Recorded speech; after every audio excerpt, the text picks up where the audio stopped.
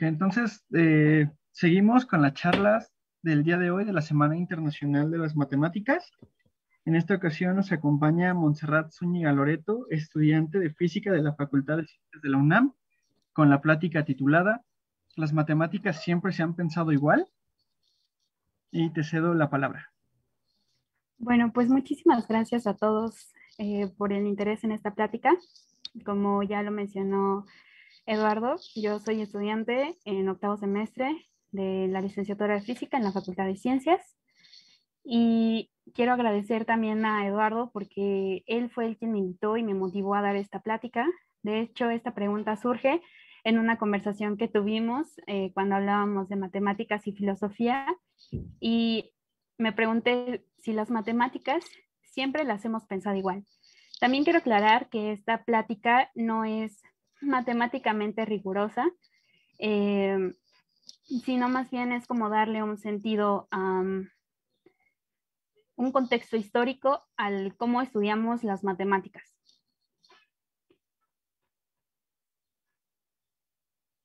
Entonces, vamos a abarcar tres etapas, que es la antigüedad, la Edad Media y el Renacimiento.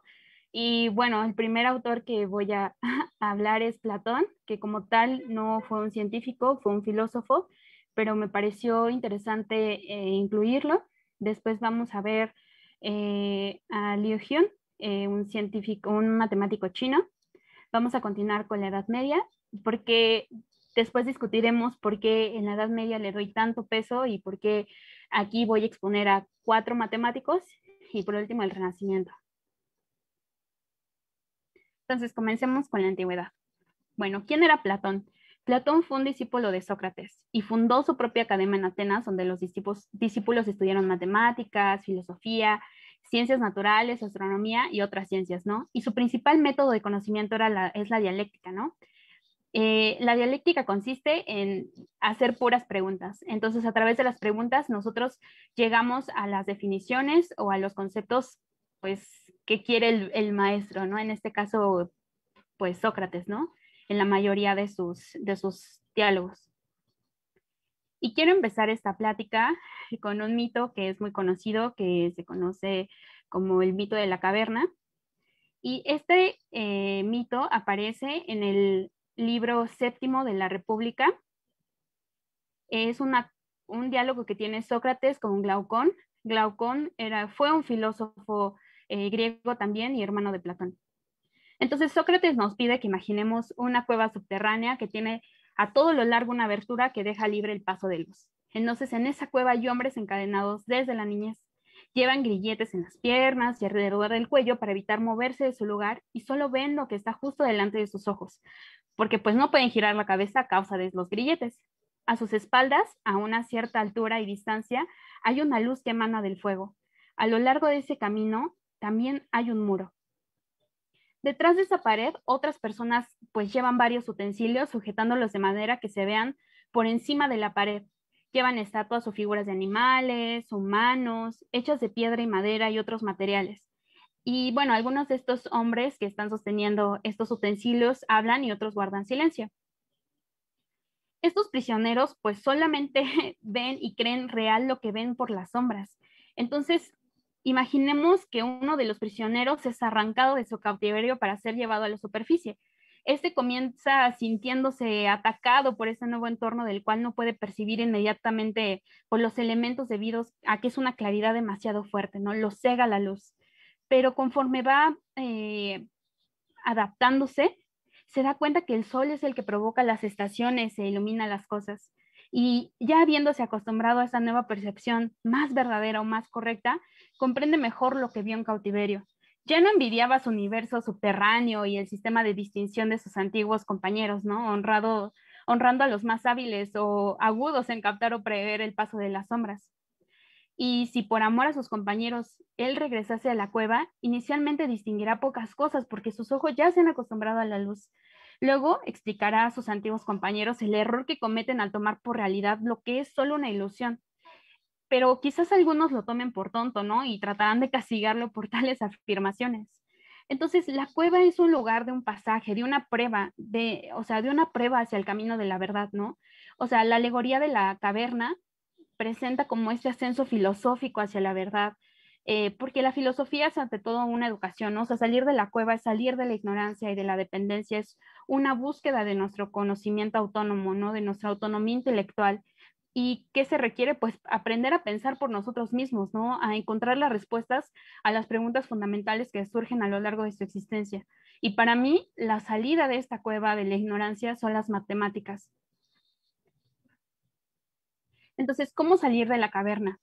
Eh, toda alma posee esta facultad de aprender, ¿no? Este órgano de la ciencia y este órgano de la inteligencia debe volverse con el alma entera desde la visión de lo que nace hasta la contemplación de lo que es. Entonces, como ya les había comentado, para mí las matemáticas son lo que permiten como volver al alma y que el alma vea las verdades, ¿no? Es como esta conciencia crítica.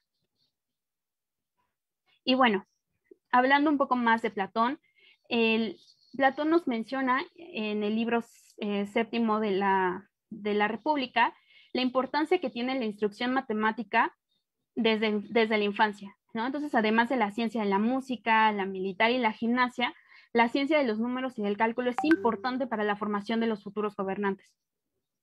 ¿Por qué? Porque eleva el alma a la pura inteligencia y lo lleva a la contemplación de lo que es.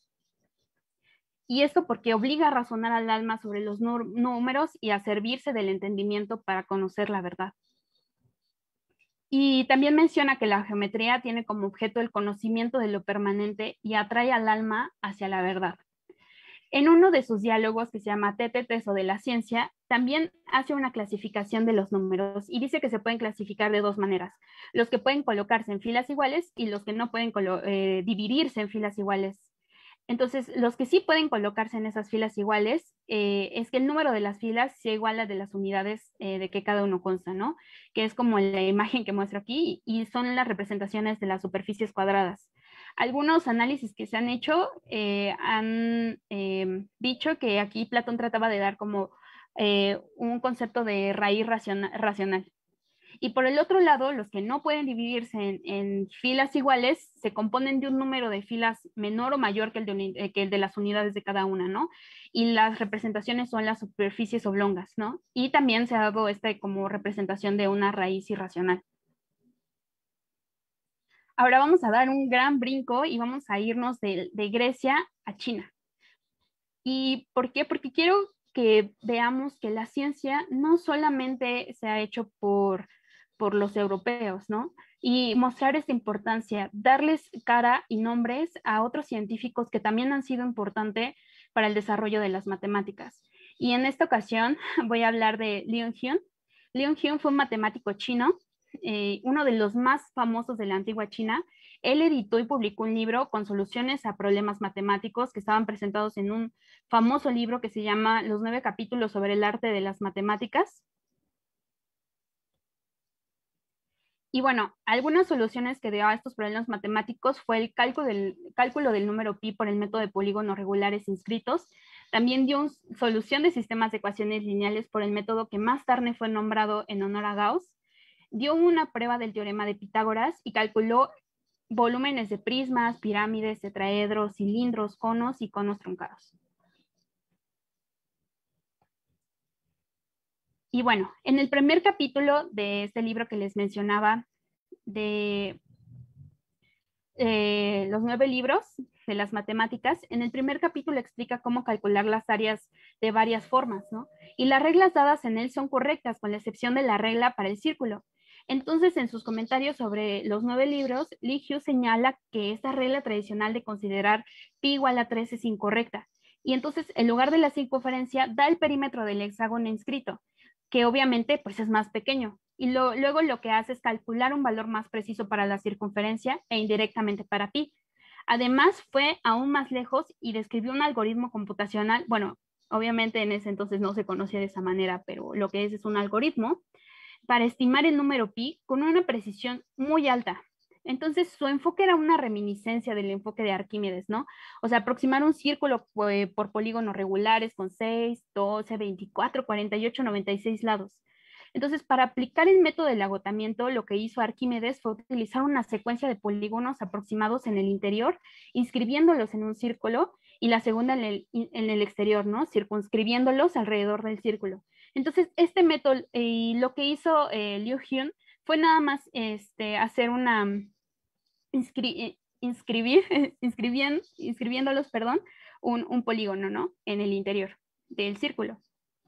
Entonces, este método le permitió obtener una aproximación muy precisa a pi, ¿no? Sin usar nada más complicado que las raíces cuadradas. Entonces, ya existe un método formalizado para calcular estas raíces cuadradas, que sí es laborioso, pero no es más complicado que una multiplicación larga, ¿no? Y de hecho, una calculadora podría calcular fácilmente estos 10 lugares 10 lugares decimales de pi. Entonces, ¿cómo desarrolló este algoritmo? Bueno, vamos a ver primero la figura. Aquí podemos ver que es un círculo y de este círculo se obtiene este triángulo. Esta variable A es la longitud del lado del polígono, ¿no? Aquí está A sobre 2. Y P es la longitud de un lado del polígono con el doble de los lados totales. Entonces, se obtienen relaciones que se obtienen de un teorema de Gauss, que es lo mismo que el teorema de Pitágoras, pero este es un teorema que dedujeron los chinos, ¿no?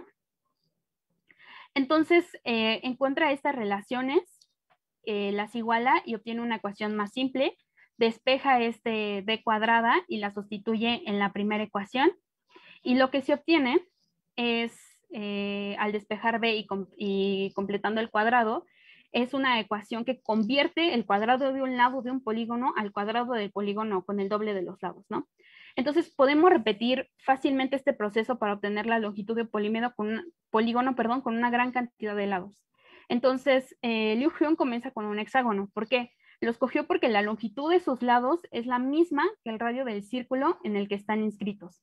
Entonces, comenzamos con un A igual a 1 y calculamos el valor pues correspondiente a B y así sucesivamente, ¿no? Entonces, este valor de A se convierte en el nuevo valor en la siguiente iteración, ¿no? Entonces, por ejemplo, para un polígono de 6 lados, como A es igual a 1, entonces obtenemos que B es igual a 1, ¿no? Que A es igual a 1. Y así sucesivamente, ¿no? Entonces vamos sustituyendo este nuevo valor de A y así sucesivamente hasta llegar a un polígono de 3072 lados y obtenemos un valor de pi igual a 3.1415, etcétera, ¿no? Lo cual es bastante interesante porque no fue superado esta aproximación de pi hasta 1000 años después en Europa, ¿no? Y bueno, ahora vamos a presentar ahora voy a presentar, perdón, la demostración que le dio al teorema de Pitágoras, ¿no? Entonces, el triángulo rectángulo es este que se muestra aquí, que está en color negro, y en uno de sus catetos está construido un cuadrado que está cortado en dos con una diagonal. En el otro cateto está construido otro cuadrado en 5 partes, ¿no? Un cuadrado pequeño, que es este como gris oscuro, un par de triángulos espaciados simétricamente, que son estos como gris medio, y dos triángulos que llenan el espacio faltante, ¿no? O restante. Y después de eso, las 7 piezas se unen y forman un cuadrado en la hipotenusa, ¿no? Entonces, esta es una demostración geométrica del teorema de Pitágoras, ¿no? Que bueno, ellos no conocían como teorema de Pitágoras. Entonces, los antiguos matemáticos chinos no eran en modo alguno más débiles, por así decirlo, que sus contemporáneos griegos, ¿no? Y el desarrollo de las matemáticas chinas después del periodo de Liu Hyun vio muchísimos descubrimientos antes de la aparición de los mismos logros en las matemáticas europeas, ¿no? Y es por eso que estas estimaciones del número pi que fueron obtenidas por Liu Hyun y después por otro matemático muy famoso chino, solo fueron superadas por los europeos, pues como les decía, ¿no? 1000 años después. Edad Media. Bueno, llegamos a una época en donde mucha gente cree o considera que no se hicieron grandes avances científicos y matemáticos, ¿no? Porque, pues, entre comillas, en Europa no se lograron, ¿no? Lo cual, pues, es un error, ¿no? Por eso es que quise darle tanta importancia a la Edad Media.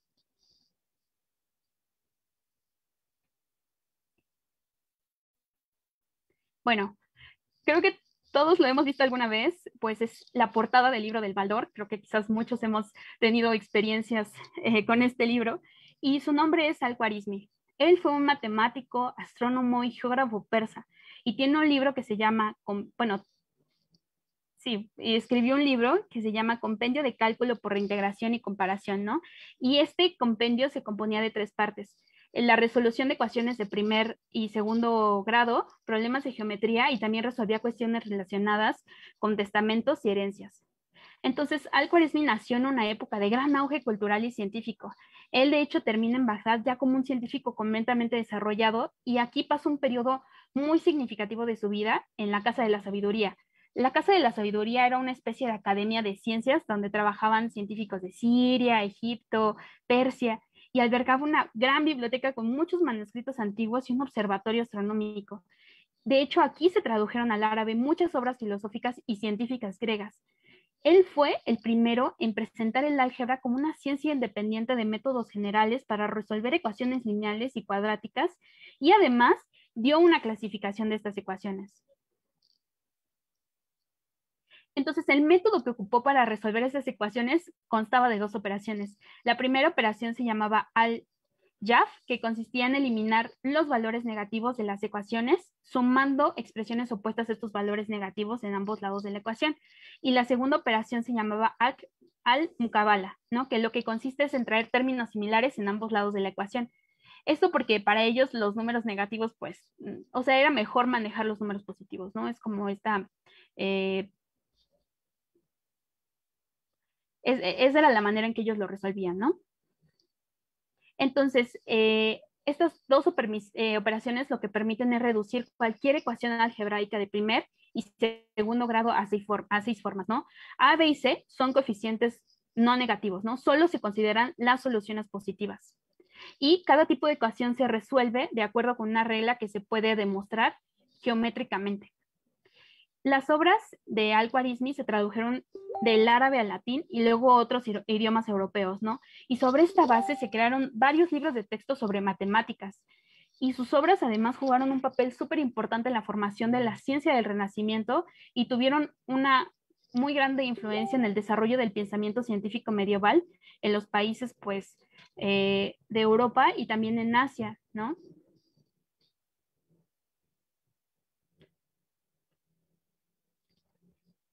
Bueno, vamos a continuar con Omar Khayyam. Omar Khayyam fue un poeta, matemático, filósofo y astrónomo persa. Y su libro, tiene un libro que se llama Tratado sobre demostraciones de problemas de álgebra, y aquí ofrece una clasificación de ecuaciones y describe la solución de ecuaciones de primer, segundo y tercer grado. Y además él desarrolla métodos generales para resolver ecuaciones cúbicas a través de los puntos de las raíces de raíz de estas ecuaciones. Entonces, en Oriente, en la Edad Media, las matemáticas se consideraban una de las ramas de la filosofía práctica. Y Omar Khayyam encuentra soluciones a las matemáticas en la vida, en la naturaleza e incluso en la poesía. Y estos trabajos matemáticos hicieron una gran contribución a la ciencia mundial, aunque bueno, casi todos llegaron a Europa pues ya más tarde, ¿no? Y hay algunos investigadores de la ciencia que afirman que Omar Khayyam fue el primero en la historia de las matemáticas en proponer un método general para extraer raíces en décimas de números. Khayyam además da una clasificación de 25 tipos de ecuaciones lineales, cuadráticas y cúbicas, e indica que 11 de ellas pueden resolverse usando el segundo libro de elementos de Euclides, y las otras 14 restantes solo con secciones cónicas o otras herramientas, ¿no? Entonces, este libro comprende toda una clasificación completa de estas ecuaciones cúbicas, ¿no? Con sus soluciones geométricas halladas mediante esta intersección de cónicas. Entonces, en su texto, como incluye ecuaciones ya de tercer grado, supera incluso a Al-Khwarizmi, ¿no? Y de la misma manera, o sea, al estudiar estas ecuaciones cuadráticas, asume esta tradición árabe, o sea, proporcionando demostraciones aritméticas y geométricas y rechazando siempre las soluciones negativas. Entonces, un gran mérito que tiene Omar Khayyam es haber generalizado el método para las soluciones de las ecuaciones cúbicas, y por ejemplo, método también se le atribuye mucho a René Descartes, ¿no? Y bueno, él dijo lo siguiente: esto no puede ser resuelto por geometría, puesto que hay un cubo. Para la solución necesitamos secciones cónicas. Entonces ya se está pensando de otras maneras las matemáticas. Y bueno, algo que también fue muy importante fue el calendario. Él recibió una propuesta para llevar a cabo una reforma radical del calendario persa. Y entonces la necesidad se sintió entonces en Persia no solo como un problema pues abstracto, ¿no? De introducir un cálculo del tiempo, digámoslo, astronómicamente correcto, ¿no? Sino también como una medida práctica para ordenar pues la vida administrativa y financiera del país. Entonces, la tarea científica que debía resolverse se reducía a encontrar un sistema de años bisiestos alternos en el que el calendario estaría en mejor concordancia posible con la naturaleza, ¿no? Y en particular para el año nuevo persa, que siempre iniciaba en el equinoccio de primavera. Entonces, Omar Khayyam tenía que determinar el momento del inicio de este equinoccio y además designar el sistema de salto, ¿no? En el año nuevo, que seguiría coincidiendo con ese momento, ¿no? Entonces, ambas cuestiones fueron resueltas por una comisión de 8 astrónomos y matemáticos, quienes después de observaciones muy rigurosas, fijaron el equinoccio vernal para el 15 de marzo de 1079. Entonces, este es el día en el que se comenzó a usar este calendario reformado. Entonces, lo que él hace es calcular la duración del año con una exactitud pues muy buena, con un margen de error de un día en 3.770 años. Mejor aún que el calendario gregoriano, ¿no? Que es de un día en 3.330 años, que se empezó a utilizar en Europa el 15 de octubre de 1582. Entonces, este calendario es muchísimo, pues sí es muchísimo más preciso que el gregoriano. Y entonces aquí surge una pregunta: ¿por qué si ese calendario es más preciso, por qué seguimos utilizando el gregoriano? Zhu Xijie fue matemático chino durante la dinastía Yuan, ¿no? Y tiene un libro que se llama Espejo Precioso de los Cuatro Elementos. Y fue publicado en 1303. Entonces, el libro lo que trata son con ecuaciones simultáneas y con ecuaciones de grados tan altos como 14, ¿no? Entonces, lo que hace aquí es ilustrar un método de las cuatro incógnitas, ¿no? Muestra cómo convertir un problema planteado verbalmente en un sistema de ecuaciones polinomiales, ¿no? Hasta, como ya dijimos, hasta el orden 14. Entonces, utiliza cuatro incógnitas: cielo, tierra, hombre y materia, ¿no? Por eso se llama cuatro elementos, ¿no? Y estos cuatro elementos son las representaciones de cuatro cantidades desconocidas, pues en la misma ecuación, ¿no? Y luego muestra cómo reducir el sistema a una ecuación polinomial simple en una incógnita por eliminación sucesiva de incógnitas, ¿no? Y bueno, triángulo de Pascal.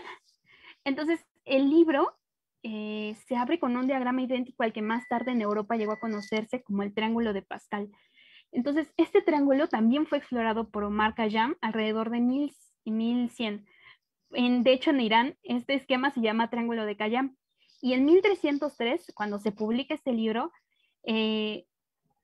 pues también resulta que ya ellos ya tienen un triángulo de Pascal, ¿no? De hecho, ellos creen que lo inventó otro matemático llamado Yang Hui, y en Europa aparece por primera vez impreso en un libro de Peter Appianus en 1527 y también pues en el Tratado de Pascal, ¿no? En 1654. Sin embargo, en este libro lo titula Diagrama del método antiguo para encontrar poderes octavo e inferior. Entonces, este triángulo de Pascal que nosotros conocemos se conocía en China al menos 300 años antes de Pascal y probablemente antes. Bueno, voy a continuar con Mahava. Fue un matemático y astrónomo indio. Fue fundador de la escuela de Kerala, que es una escuela muy importante de filosofía y matemáticas, y de hecho él es considerado el padre del análisis matemático. Él descubrió lo que se conoce en Europa, bueno, que se conoció en Europa como la serie de Gregory o Gregory-Leibniz, o simplemente serie de Leibniz, para la función de arcotangente que conduce a la expresión de pi como una serie infinita, ¿no? Entonces, sus descubrimientos más impresionantes son estas series infinitas para funciones trigonométricas de seno y coseno, que fueron encontradas pues por Newton en Europa más de 200 años después. Entonces, la trigonometría se remonta a los antiguos griegos, ¿no? Y hay dos áreas principales de aplicación de la trigonometría en las actividades humanas, ¿no? La topografía y la astronomía. Y bueno, más tarde, pues ya se agregó la navegación, ¿no? Y el punto esencial es que las distancias son a menudo difíciles y en el caso de los cuerpos astronómicos, pues es casi imposible de medir directamente, ¿no?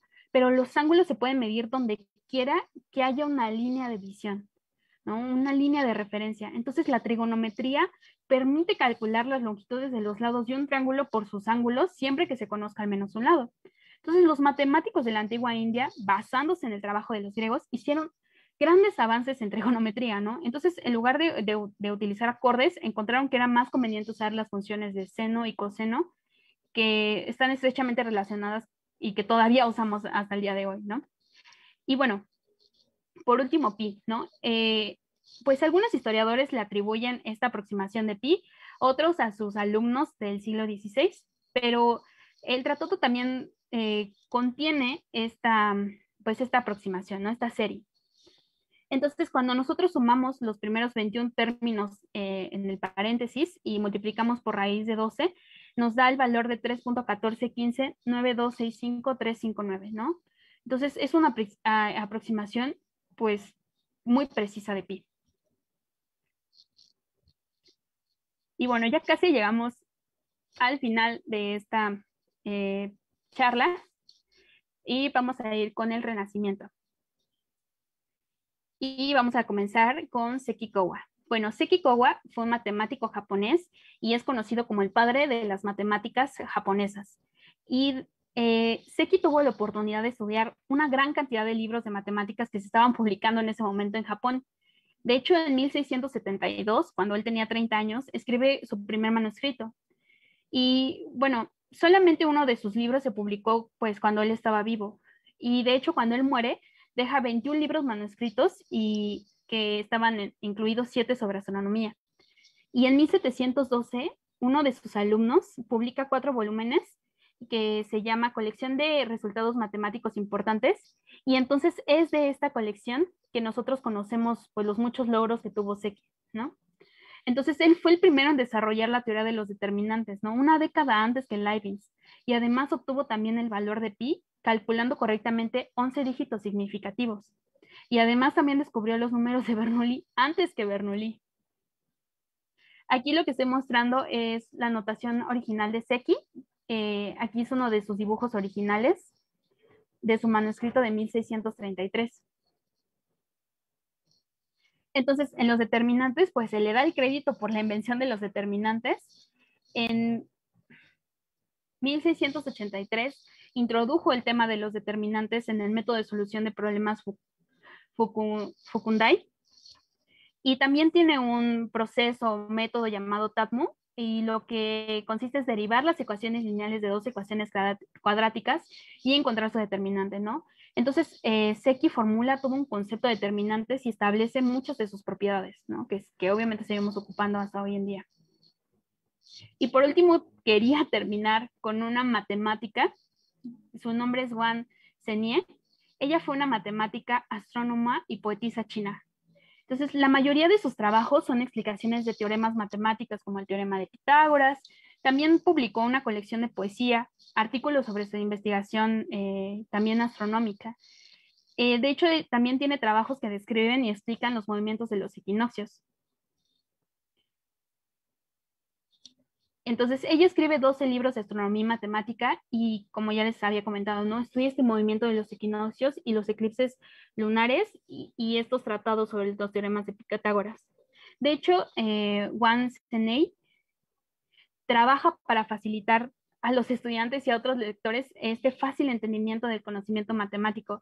Entonces, lo que ella hace es reescribir, pues, tratados matemáticos en un lenguaje más fácil de comprender, ¿no? Y de hecho ella escribe un libro donde desarrolla métodos de multiplicación y división, por así decirlo, para principiantes, ¿no? Y también ella fue maestra pues, de alumnos varones, ¿no? Algo que en su época pues era algo que no sucedía constantemente. Y bueno, uno de los modelos de observación que ella utilizó fue que colocó una lámpara esférica para representar al Sol, un espejo para representar la Luna y una mesa redonda para la Tierra, y pudo simular con precisión un eclipse lunar.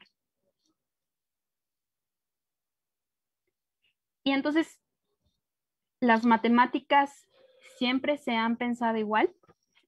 ¿Ustedes qué opinan?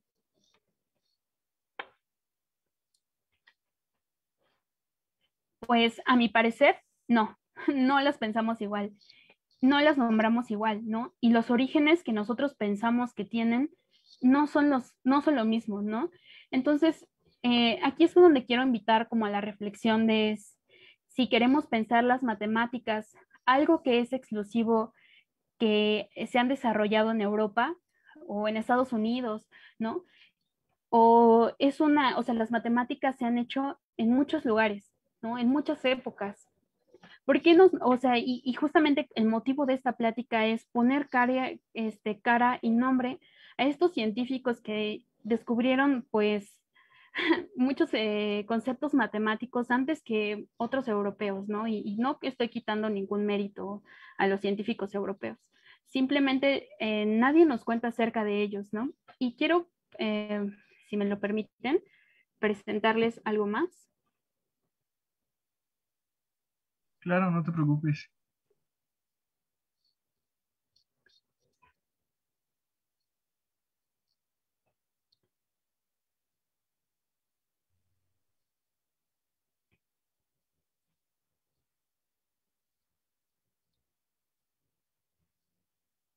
Quiero hacer un experimento con ustedes y voy a poner en mi buscador historia de la ciencia en la Edad Media, ¿no?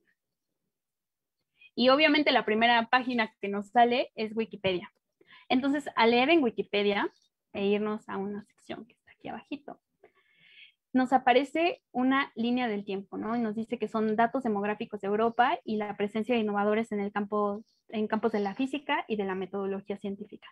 Entonces, si alguien entrase a esta página, ¿por qué Wikipedia, no? Pues porque todos entramos a Wikipedia, ¿no? Es lo primero que nos aparece en Google.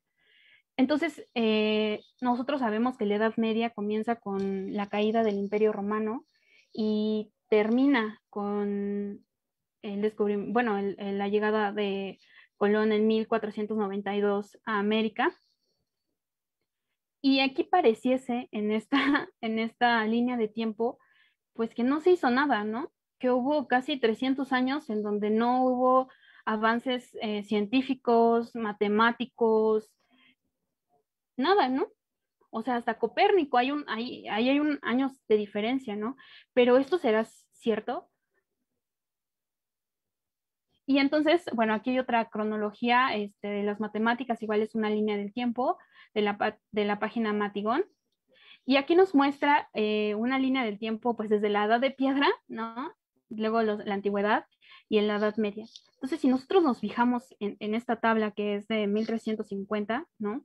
Aquí, podemos ver que hubo científicos, obviamente hay muchos no los conocemos y muchos no están incluidos aquí, pero si hacemos una comparación, en esta etapa de la Edad Media, la mayoría de los matemáticos y científicos eran pues indios, eran persas, chinos, japoneses, ¿no? Y de repente en el Renacimiento, pues nos invaden los europeos, ¿no? ¿Y dónde quedan? O sea, ya no dejaron de hacer los chinos, los, eh, los indios, los persas, dejaron de hacer matemáticas, ¿no? Y no, ¿dónde está esa importancia que se le debe dar, ¿no? Porque al nombrarlos y al darles un nombre y decir quiénes son darles una cara, también estamos dando paso a conocer a nuestros científicos, ¿no? A los científicos mexicanos. ¿Quiénes son? ¿Cómo se llaman? ¿Por qué nadie nos lo presenta, no? ¿Por qué los teoremas no se llaman diferente, no? ¿Por qué? Y no quito, como les decía, el mérito que tienen los científicos, pues, del Renacimiento, ¿no? Y los de la modernidad, ¿no? Porque sus aportaciones, claro que son importantes, pero ¿por qué no nombramos, por qué no hacemos una historia de las matemáticas? Y entonces, pues esa pregunta, ¿no? ¿Queremos pensar las matemáticas como algo exclusivo de Occidente? Y bueno, ya, eso sería todo. ¿Alguna pregunta?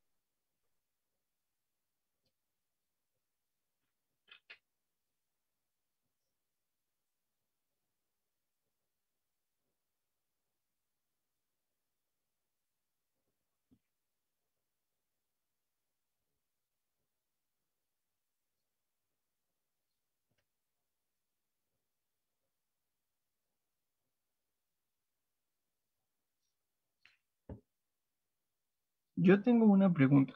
Ujú. ¿Cuál sería o cuál creerías tú que sería una forma correcta o manera correcta de darle el crédito a aquellas personas que no lo han tenido por X o Y razón? Pues yo creo que, pues justo eso, ¿no? O sea, nombrándolas, diciendo que anteriormente otras personas plantearon estas mismas dudas, ¿no? Creo que eso sería, pues, importante, ¿no? Darles cara. Y dentro de toda esta línea de tiempo también, por ejemplo, podemos ver que las mujeres, pues, son escasas, ¿no? Y no vamos a pensar que las mujeres no hicieron ciencia, ¿no? Lo mismo, si están invisibilizados estos matemáticos de otros lados del mundo que no son Europa, como también están invisibilizados pues, los científicos mexicanos, ¿no? Que hicieron grandes cosas, ¿no? Y las mujeres también, ¿no? O sea, y yo creo que lo primero que hay que hacer es nombrarlos, darles cara, darles un nombre, decir quiénes son, qué hicieron, ¿no? Porque pues, ¿por qué no se llama ¿por qué no se llama pirámide de Cayam, ¿no? O sea, por qué seguimos utilizando, pues sí, o sea, eh, ¿cómo se dice? O sea, ¿por qué no se cambian los nombres, no? Ah, sí, se me olvidó. Tengo una bibliografía extendida, pero aquí les muestro, perdón, sí se me olvidó mostrar como lo último, que es la bibliografía. Creo que sí se ve, ¿verdad? No, todavía no estás presentando. Ah, perdón, aquí está. Entonces, aquí está mi bibliografía. Tengo una bibliografía extendida para quien guste, se la puedo proporcionar de todas las páginas. Estas son mis principales, pues,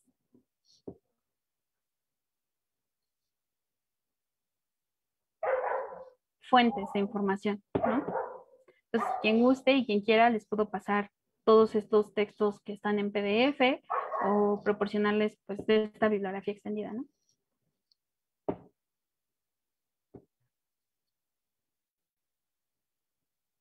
Pues me pueden mandar un correo. Voy a ponerlo aquí en el chat para enviarles toda esta información si así lo quieren. Mi correo es mzl@ciencias.unam.mx y con mucho gusto yo les envío, ¿no? Y creo que este es el primer paso. Más allá de los conceptos matemáticos que son importantes, es entender de dónde viene la ciencia, ¿no? Y justo eso, ¿cómo vamos a entenderla? ¿Una ciencia que solamente se hizo en Europa o una ciencia que es global, ¿no? Unas matemáticas que son globales? No sé si alguien más tiene una duda.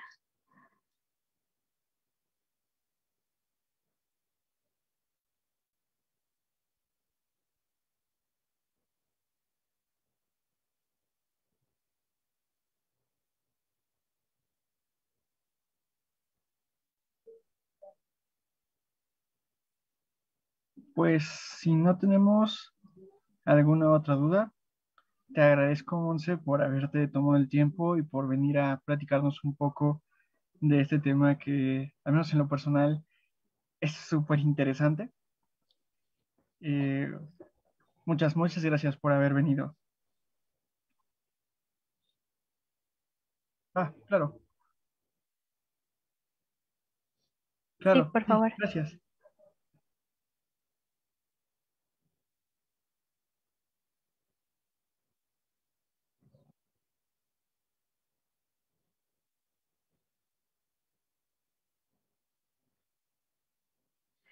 Y es una pregunta bastante interesante, ¿no? La verdad es que yo me quise enfocar, pues, en este caso, ¿no? En Asia y en la India, ¿no? En lo que hoy conocemos como Oriente. Pero sería interesante hacer un trabajo de qué se hizo, como tú dices, ¿no? De este lado en América, porque justamente esto da lugar a este tipo de interrogaciones, ¿no? Aquí también se hicieron muchas cosas, ¿no? Aquí también se hizo avances matemáticos. ¿Quiénes fueron esas personas que lo hicieron, ¿no? ¿Qué se hizo o qué no se hizo, ¿no? También.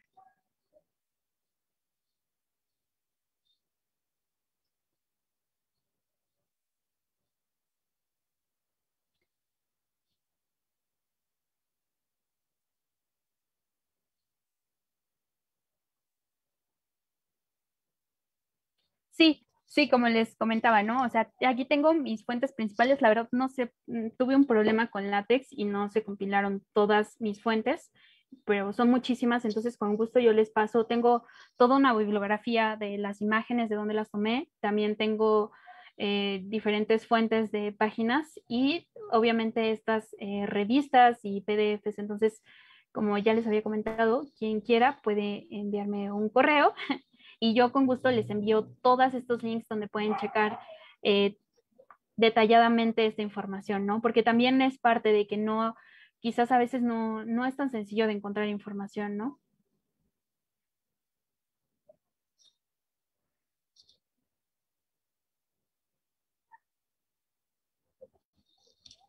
Ah, este, sí, y lo iba a compartir en la primera página.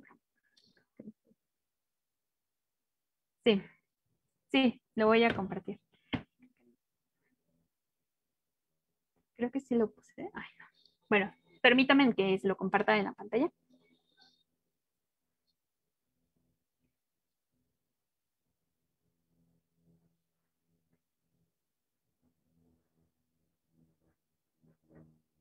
Sí, sí, es ese.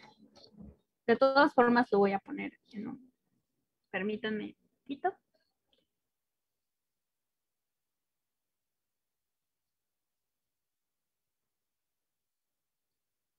Sí se ve, ¿no? Este es mi correo por si alguien quiere esta bibliografía extendida y con gusto se las paso sin ningún problema.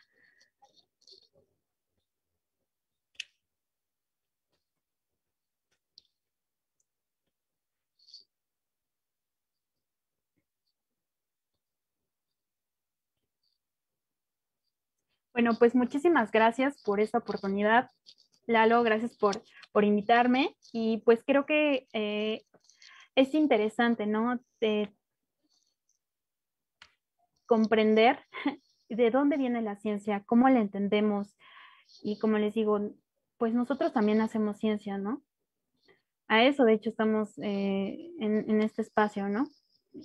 Estamos dedicados a la divulgación de la ciencia, pero y hacer matemáticas, ¿no? Pero también es importante conocer, pues es justamente lo que mencionaba al inicio con la alegoría de la cueva de Platón, ¿no? O sea, salir de esta ignorancia y saber quiénes somos, ¿no? Y estas preguntas. Bueno, por mi parte sería todo si no hay otras preguntas.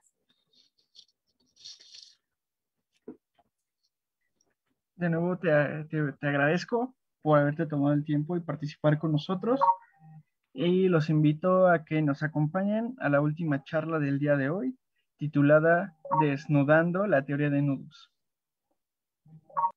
Muchas gracias.